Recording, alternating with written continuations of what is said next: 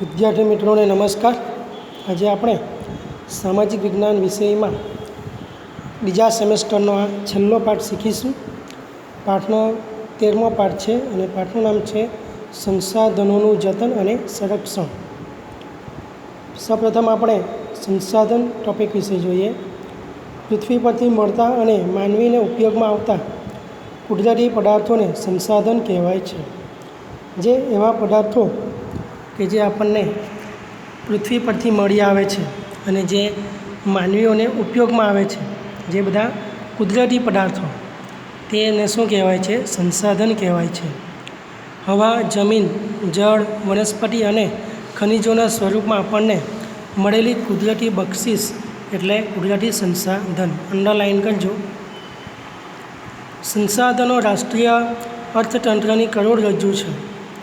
તે લોકોની શક્તિ અને સમૃદ્ધિના આધારસ્તંભો છે. સંસાધનોની કેટલીક ચોક્કસ વિશેષતાઓ અને ઉપયોગિતાઓ છે. સંસાધનોની કેટલીક ચોક્કસ વિશેષતાઓ પણ છે અને તેની કેટલીક ઉપયોગિતાઓ પણ છે. સામાન્ય રીતે સંસાધનો મર્યાદિત માત્રામાં ઉપલબ્ધ છે. તે સંસાધનોને વધુ ઉપયોગી બનાવવા આપણે વિવિધ તકનીકોનો ઉપયોગ કરવો જોઈએ. તો હવે આપણે એના વિશે ડિટેલમાં જોઈએ. સંસાધનોના પ્રકાર. સંસાધનો આપણને વિવિધ રીતે ઉપયોગી છે. ખેતીથી શરૂ કરી ઉદ્યોગ અને પરિવહનની પ્રવૃત્તિ સુધીની તમામ પ્રવૃત્તિઓમાં પ્રત્યક્ષ કે પરોક્ષ રીતે કુદરતી સંસાધનો આપણને ઉપયોગી છે. ખોરાક તરીકે જમીન અને વનસ્પતિમાંથી પ્રાપ્ત થતી વિવિધ સામગ્રી, ઈંધણ અને ઉર્જા તરીકે સંસાધનો આપણને ઉપયોગી છે. આપણે ખોરાક લઈએ ત્યાંથી લઈને જમીન કે વનસ્પતિમાંથી જે પ્રાપ્ત થતી વિવિધ સામગ્રી, તેમાંથી ઈંધણ કે ઉર્જા મળે, આ બધા રીતે આપણને સંસાધનો ઘણા ઉપયોગી છે. એ પણ અંડરલાઇન કરજો. સંસાધનોને સામાન્ય બે જૂથોમાં વહેંચવામાં આવે છે: કુદરતી અને માનવ નિર્મિત. સંસાધનોને કેટલા જૂથમાં વહેંચવામાં આવે છે? તો બે: કુદરતી સંસાધન અને માનવ નિર્મિત સંસાધન. ભૂમિ, જળ, ખનિજો અને જંગલોનો કુદરતી સંસાધનોમાં સમાવેશ થાય છે. કુદરતી સંસાધનોમાં શાનો સમાવેશ થાય છે? તો ભૂમિ, જળ, ખનિજ અને જંગલો. તેમાં પણ બે પ્રકાર છે: જૈવિક અને અજૈવિક. ભૂમિ, હવા, જળ, જમીન એ અજૈવિક સંસાધનો છે, જ્યારે જંગલો, પ્રાણીઓ એ જૈવિક સંસાધનો છે. એ પણ અંડરલાઇન કરજો. માનવીએ સર્જેલા ઔદ્યોગિક એકમો, સ્મારકો, ચિત્રકળા અને સામાજિક સંસ્થાઓ વગેરે માનવ નિર્મિત સંસ્થાઓ છે. જે માણસોએ જે બનાવેલા જે ઔદ્યોગિક એકમો છે, પછી કેટલાક સ્મારકો હોય છે, ચિત્રકળાઓ છે, સામાજિક સંસ્થાઓ છે, એ બધી માણસે બનાવેલા છે, જેથી એને માનવ નિર્મિત સંસાધનો કહેવાય છે. મનુષ્યમાં રહેલા જ્ઞાન, બુદ્ધિ, કૌશલ્ય, સ્વાસ્થ્ય અને અન્ય ગુણોનો સમાવેશ માનવ સંસાધનમાં થાય છે. કુદરતી સંસાધનોના વિકાસ માટે માનવ સંસાધન હોવું જરૂરી છે. કુદરતી સંસાધનો એનો આપણે સારો વિકાસ કરવો હોય તો તેના માટે માનવ સંસાધન પણ હોવું જરૂરી છે. કેટલાક એવા પણ સંસાધનો છે જે ચોક્કસ સમયમાં સ્વયં નિર્માણ પામે છે, જેવા કે ઝાડ, પાન, પશુ પક્ષી વગેરેમાં પોતાની જાતે પેદા થવાની ક્ષમતા હોય છે. આમ વન અને વન્યજીવો ચોક્કસ સમયમાં નિર્માણ પામતા હોય છે. એ પણ અંડરલાઇન કરજો. હવે આપણે સંસાધનોના સંરક્ષણ વિશે જોઈએ.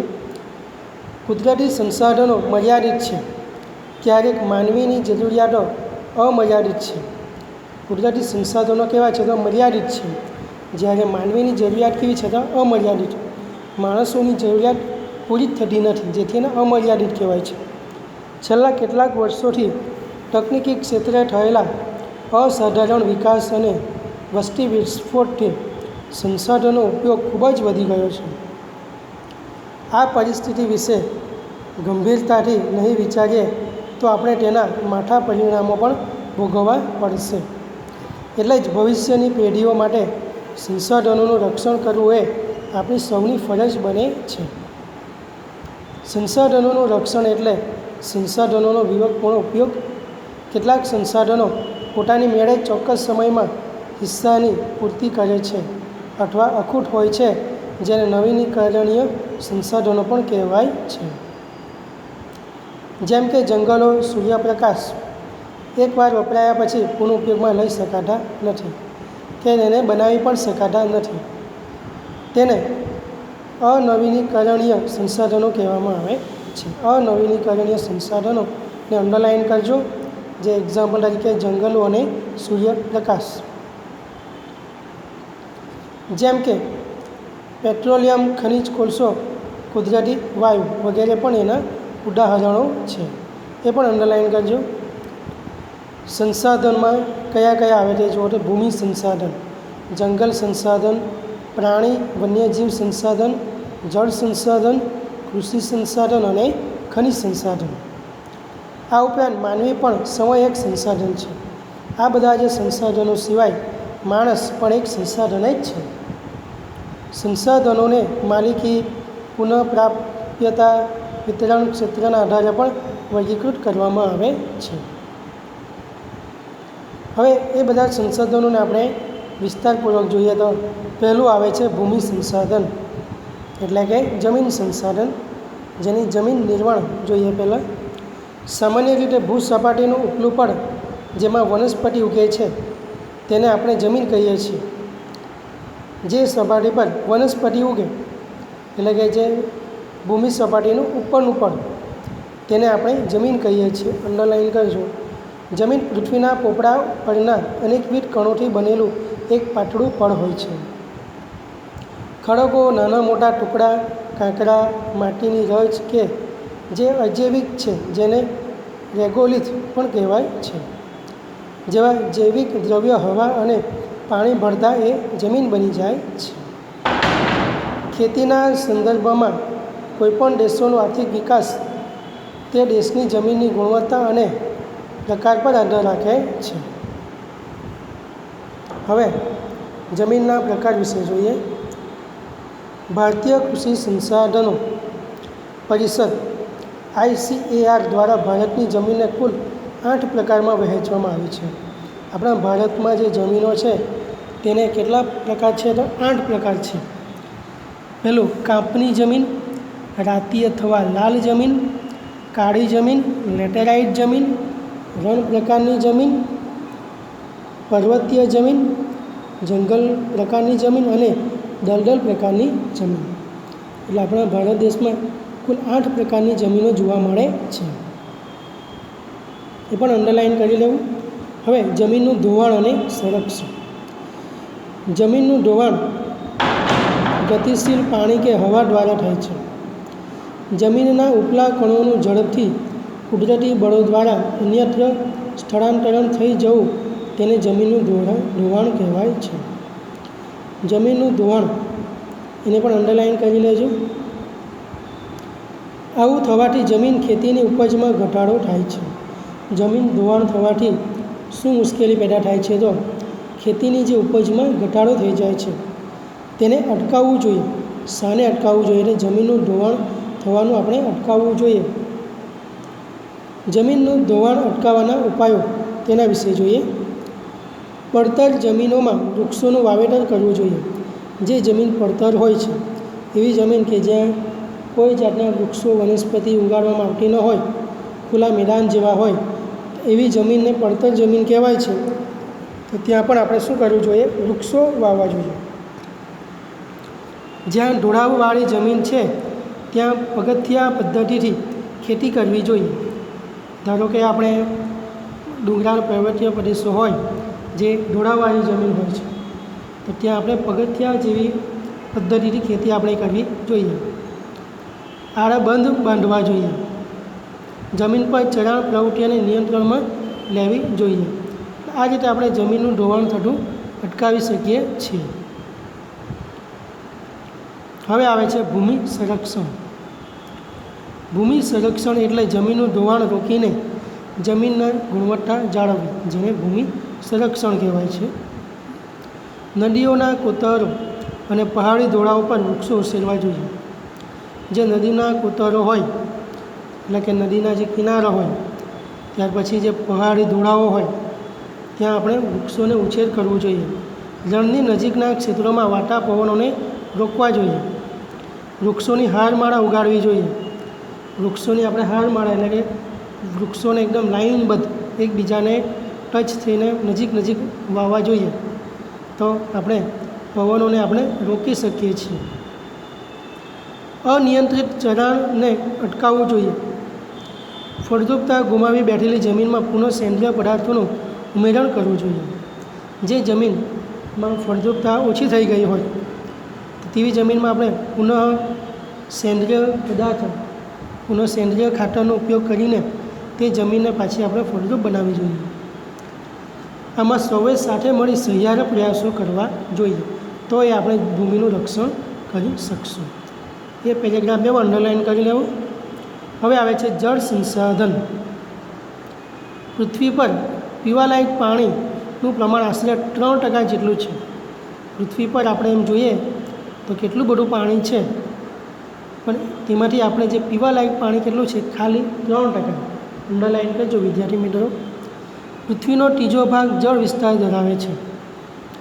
જે પૃથ્વીના જે 4 ભાગ છે તેમાંનો 3 ભાગ તો જળ વિસ્તાર જ ધરાવે છે. ખાલી 4માંથી 1 ભાગ એટલે કે પોણો ભાગ તો પાણી વિસ્તાર છે અને આ ભાગ ભૂ વિસ્તાર એટલે કે આપણે જમીન વિસ્તાર છે. છતાં પણ પીવા માટેનું પાણી 3% જેટલું જ છે. પાણી કુદરત થકી મળેલી અણમોલ ભેટ છે. જળ એ જીવનની પ્રાથમિક માનવીની રોજબરોજની પ્રવૃત્તિઓ, ઉદ્યોગો અને ખેતી માટે જળ ખૂબ જ ઉપયોગી સ્ત્રોત છે. પાણી એ આપણને જીવન જીવવા માટે કે જે બધી રોજબરોજની પ્રવૃત્તિઓ માટે, ઉદ્યોગો માટે કે પછી ખેતી કરવા માટે એ પાણી આપણને ખૂબ જ ઉપયોગી છે. પાણી વગર કોઈ કામ થઈ શકતું નથી કે પાણી વગર કોઈ જીવ પણ જીવી શકતા નથી. જળ સંસાધનોમાં મહાસાગરો, ઉપસાગરો, નદીઓ, સરોવરો, ભૂમિગત જળ વગેરેનો સમાવેશ થાય છે. પૃથ્વી પર જળ સંસાધનોનો મુખ્ય સ્ત્રોત વરસાદ છે. જે પૃથ્વી પર જળ સંસાધનોનો મુખ્ય સ્ત્રોત શું છે? તો વરસાદ. બધા જ સ્ત્રોત વરસાદને આભારી છે. જો વરસાદ પડશે તો જ જળ સંસાધનોમાં પાણી ઉમેરાશે, અને વરસાદ જો ન આવશે તો પાણી ધીમે ધીમે જે જળ સ્ત્રોતો છે એમાંથી ઓછું થઈ જશે. પૃષ્ઠીય જળ સ્ત્રોતોમાં નદી, સરોવર, તળાવ, ઝરણા વગેરેનો સમાવેશ થાય છે. તેમાં મુખ્ય સ્ત્રોત નદી ગણાય છે. જળ સંસાધનનો ટૉપિકને પણ અંડરલાઇન કરી લેજો. હવે આપણે જોઈએ જળ તંગી. પાણી કુદરત થકી મળેલી અણમોલ ભેટ છે.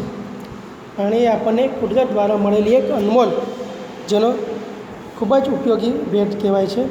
વધતી જતી વસ્તી માટે અનાજની વધતી માંગ, રોકડિયા પાકો ઉગાડવા, શહેરીકરણ અને ઊંચા જીવન ધોરણના પરિણામે પાણીની માંગ નિરંતર વધતી જાય છે. તે પ્રકારની ગંદકીની સફાઈ પણ ઉપયોગી છે. હાલમાં આપણા દેશના ઘણા ભાગોમાં જળ તંગીનું સંકટ વધતું જાય છે. પેયજળની અછત જોવા મળે છે. વર્તમાન સમયમાં ભૂમિગત જળને ટ્યુબવેલ દ્વારા બહાર કાઢતા ભૂમિગત જળસ્તર નીચું ગયું છે. આજે દેશમાં પાણીની ઘટતી ઉપલબ્ધતા અને વધતી જતી અછત જેવી ગંભીર સમસ્યાઓનો સામનો કરવો પડી રહ્યો છે. એ પેરેગ્રાફ પણ અંડરલાઇન કરી લેજો. ત્યાર પછી આપણે જોઈએ જળ સંસાધનોની જાળવણી અને વ્યવસ્થાપન. આજે ઉપલબ્ધ જળ મર્યાદિત માત્રામાં છે. આજે આપણે આગળ જોયું તેમ જે જળ છે તે આપણને મર્યાદિત માત્રામાં જ છે. પ્રદૂષિત જળની ખૂબ મોટી સમસ્યા છે અને મોટાભાગનું જળ પાછું પ્રદૂષિત થઈ ગયું છે. જેથી પાણીના વિવેકપૂર્વક ઉપયોગ અને તેની જાળવણીના ઉપાયો હાથ ધરવાની આવશ્યકતા છે. જળ એ આપણી સહિયારી સંપદા છે. જળ સંરક્ષણ માટે સામાન્ય ઉપાયો જેવા કે વધુમાં વધુ જળાશયોનું નિર્માણ કરવું જોઈએ. ભૂમિગત જળને ઉપર લાવવાના પ્રયત્નો કરવું જોઈએ. નદીઓમાં પાણીને રોકી જળ સંચયન કરવાની જરૂરિયાત છે. જે નદીનું પાણી છે તેને આપણે રોકીને જળનું આપણે જળ સંચયન કરવાની જરૂરિયાત પડી છે. વરસાદ જળને રોકી એકઠું કરવાના ઉપાયો પણ કરવા જોઈએ. જે વરસાદમાં જે આવતું જે પાણી એને પણ આપણે રોકીને એક જગ્યાએ એકઠું કરવું જોઈએ. જેમ કે બંધારા તૈયાર કરવા, શોષ કૂવા બનાવવા, તેલ તલાવડી વગેરેનું નિર્માણ કરવું. આ બધું કરવાથી આપણે વરસાદનું પાણીને એનો સંગ્રહ આપણે કરી શકશું. આ સિવાય લોકજાગૃતિ લાવી જળ સંરક્ષણમાં લોક ભાગીદારી વધારવી. બાગ બગીચા શૌચાલયોમાં વપરાતા પાણીનો કરકસરપૂર્વક ઉપયોગ કરવો જોઈએ. જે શૌચાલયો છે, બાગ બગીચાઓ છે, એ બધુંમાં પણ જે પાણી વપરાય તો ત્યાં આપણે ઓછું પાણી વાપરવું જોઈએ. જળાશયો નદીઓને પ્રદૂષણથી બચાવવા જોઈએ. ભૂમિગત જળનો ઉપયોગ કરતા એકમો પર દેખરેખ રાખવી જોઈએ. તો આ રીતે આપણે પાણીનું જાળવણી કરશું તો એ પાણી આપણને ભવિષ્યમાં પાણીની આપણને અછત સર્જાશે નહીં. વિદ્યાર્થી મિત્રો, આજે આપણે આ પાઠ અહીં સુધી શીખીશું. બીજો પાઠ આપણા બાકીનો પાઠ આપણે બીજા ભાગમાં શીખીશું. બીજો ભાગ આવે ત્યાં સુધીમાં તમારે પાઠનો અભ્યાસ કરતા રહેવાનો છે અને અંડરલાઇન જે કરી છે એનો પણ તમારે વાંચતા રહેવાનું છે. તો હવે આપણે બીજા ભાગમાં મળશું.